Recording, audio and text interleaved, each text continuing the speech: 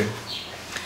Meu nome é Jaqueline Meire, eu fui convidada pelo consórcio, né, de associações com Moçambique para desenvolver um projeto de promoção de saúde sanitária escolar. Esse projeto é desenvolvido na Escola Piloto Amilcar Cabral e a proposta é que nós possamos desenvolver um projeto que trabalhe a educação, ou seja, a parte da teoria, mas também a parte prática. Que no âmbito da educação sanitária a gente não encontrou referências em Moçambique que estivesse articulando teoria e prática. O objetivo desse projeto é a promoção da saúde comunitária do bairro Amilcar Cabral. Esse projeto está situado em outro projeto maior, que é o projeto Maziato. Na outra opinião, não acha que é um pouco mais complicado trabalhar primeiro com os professores em relação à própria comunidade, porque a percepção, a cultura também é um pouco diferente em relação ao Brasil, não acha isso? Porque o professor tem pouco tempo de explicar à comunidade, enquanto que a comunidade tem mais tempo de se envolver no assunto e interar-se melhor. Então, como eu disse, né, ele faz parte de um projeto maior. A questão é que quando você trabalha com a comunidade, você trabalha já com pessoas adultas. Né? Pessoas adultas já têm uma história de vida, né? Já têm uma cultura, uma forma de lidar com as coisas que a criança ainda não tem. A criança vai ainda desenvolver isso. Então, quando a gente escolheu trabalhar com os professores e com a escola, porque a escola socialmente tem um lugar de fazer, de ensinar as pessoas a como viver na sociedade, né? Então, a ideia e é o que nós estamos fazendo, trabalhando com os professores, trabalhando com os alunos e trabalhando também com os encarregados. Então, são 12 professores, mais funcionários distritais, um de saúde, uma de educação, uma pessoa de educação inclusiva, que também está realizando atividade na escola, 3 turmas piloto de quintas classes, são mais ou menos 115 crianças, não, 165 crianças, e os encarregados, que são aproximadamente 30.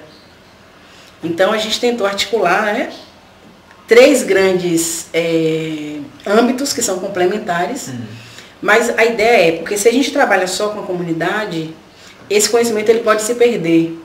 Se você trabalha na escola, você está formando os professores, a ideia é que a gente tenha um material que eles possam replicar depois, né? Então a gente está formando uma turma que vai formar outras pessoas, preparando material para isso, enfim. E aí depois eles estão trabalhando com as crianças, mas como vão trabalhar com outros professores depois. Abbiamo parlato dell'acqua, bastano comunque alcuni comportamenti semplici per prevenire gravi malattie e gravi comportamenti, su quali in particolare state lavorando? São poucas as ações que podem melhorar de verdade a saúde, não é? Evitar as doenças graves. Quais são as principais mudanças? Então, a estrutura do projeto, ela prevê 3 grandes blocos de conteúdo e um complementar. Esses 3 blocos são, então a gente dividiu em mãos, então tudo que está relacionado a saneamento, né? Limpeza da água, cuidado da água, lavagem das mãos, enfim, né? Fecalismo a céu aberto, que é o que a gente está trabalhando agora. O anterior estava relacionado à boca, então tinha a ver com higiene bucal, tinha a ver com a nutrição, que é um outro aspecto aqui que é importante, porque um dos motivos que as pessoas também ficam doentes é por conta de que elas não têm um hábito, uma alimentação equilibrada. Então elas estão sempre com o corpo fraco. Então, uma doença que, por exemplo, no Brasil ou na Itália seria difícil de pegar, aqui é com muita facilidade, porque eles são com um organismo com pouca resistência. E culturalmente existem mitos em torno de determinados alimentos e que as pessoas não comem, as mulheres não comem, e as grandes vítimas desses mitos são as mulheres e as crianças, que é o público mais fragilizado. Então, A gente passou também na parte da boca, que foi a primeira coisa que a gente discutiu, o primeiro aspecto que a gente discutiu, foi relacionado à higiene bucal e à nutrição. Tentando também articular, ou seja, tentando também valorizar sempre elementos locais. Né? Então, o que é que se tem, né, de nutricionalmente rico, que a gente pode variar, que está no distrito de Caia? Quais são as raízes que são utilizadas, por exemplo, para escovar os dentes? Enfim. E o outro aspecto que a gente vai trabalhar é higiene íntima, né, pessoal. Aí também tem, nesse aspecto que é complementar, a higiene pessoal, né? Higiene coletiva do meio. Por exemplo, a escola está muito mais limpa hoje do que era há 2 meses atrás. Né?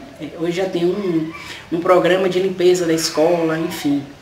E um outro aspecto que eu acho importante que a gente trabalhou é a questão das habilidades para a vida, que é um programa da Organização Mundial de Saúde, ou é da Unicef, eu não lembro bem, essa parte a gente corta e confere. Mas seriam habilidades necessárias para lidar, ela foi pensada para adolescentes, né? Mas para lidar com o enfrentamento de questões cotidianas, né?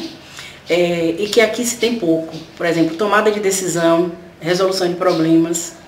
Tem coisas aqui que são muito culturais mesmo, que precisam ser enfrentadas dentro da cultura de cada um. De onde eu venho, a organização que eu faço parte, nosso lema é: a cabeça pensa onde os pés pisam. Então a gente precisa pensar a partir da cultura chicena e ver como eles podem repensar as práticas que tem no âmbito da saúde. Sim, também não sei. Não sei, talvez pode fazer alguns exemplos destes mitos que estão Então, aqui. um dos mitos, por exemplo, é que mulher grávida não come ovo. Só que aqui a gente tem pouco acesso à proteína. Então a mulher grávida que não come ovo não vai ter proteína e vai ter problemas de nutrição com o bebê. Criança não come carne. Né? Então a criança que não come carne, ela vai ter um desenvolvimento. Então são algumas, e são muitas. Quando é uma coisa ou outra, aí tudo bem, mas quando você tem famílias que são numerosas, né? Em que você tem, sei lá, 8 crianças que estão crescendo sem comer carne, elas vão ter um problema de nutrição grave que na vida adulta não vai resolver. E come si può parlare di queste credenze che sono però anche... A primeira questão é, os professores, por exemplo, ouviam dizer, mas eles não tinham refletido sobre isso. Então, fez uma formação com um nutricionista que explicou, né, quais são os mitos, eles mesmos trouxeram alguns mitos que eles conhecem. Depois disso, a formação normalmente tem uma parte que faz isso. Assim. Na escola, como é que a gente vai tratar isso? Né? Então, informar as crianças, por exemplo, tem uma parte de receita de cozinha que vai ser trabalhada. Então, nas receitas, incluir coisas que vão de encontro aos mitos.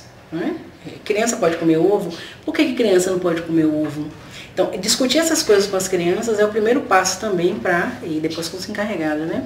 Para desmistificar. Né? Claro que é um processo muito lento.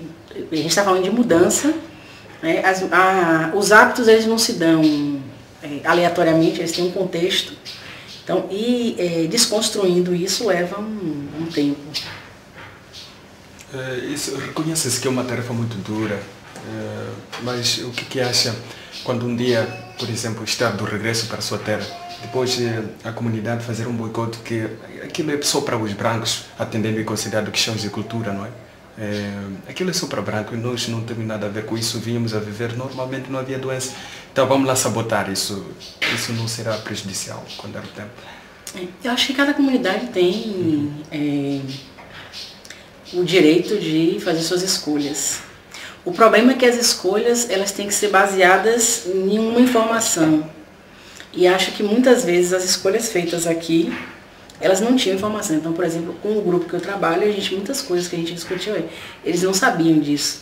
Então, por exemplo, tem uma doença chamada biliarjose, em que a criança urina vermelho, urina sangue. Muitas crianças acham que urinar sangue é normal.